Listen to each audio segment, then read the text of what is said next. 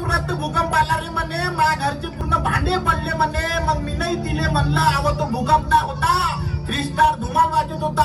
जेव्हा 3 स्टार धुमाल वाजवतो तर अख्खा नागपूर नाचवतो. का म्हणता मग जितू भाऊ, बरोबर आहे ना?